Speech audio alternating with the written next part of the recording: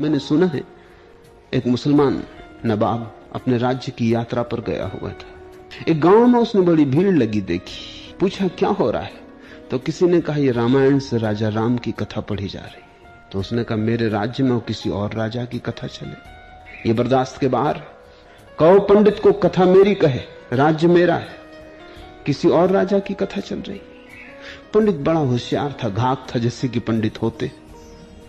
उसने कहा, हुजूर कथा बड़ी है, लिखने में समय लगेगा, 6 महीने में आपकी कथा लिख कर हाजिर कर दूंगा, फिर हम सुनाने लगेंगे। हमें क्या लेना देना राजा राम से। 6 महीने बाद वो पंडित आया।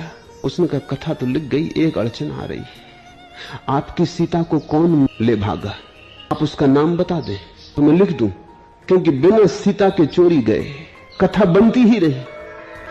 आपकी सीता को कौन चुरा ले गया है, उस शैतान का नाम मुझे बता दे। उस नवाब ने कहा, भाई ठहरो, ये कहां की झंझट में उलझाते हो, ऐसी कथा से बाज आए। तुम अपने पुरानी जो कहते थे वही कहो। तुम्हारी कथा के लिए मेरी सीता को चोरी करवाओगे, ये तो महंगा सौदा हो गया। जब तुम रामायण पढ़ोगे तो तुम राम की कथा में अपने को आरोपित करोगे। राम की कथा तुम्हारा ही प्रक्षेपण हो जाएगी। राम की सीता थोड़ी चोरी जाएगी, तुम्हारी ही सीता चोरी।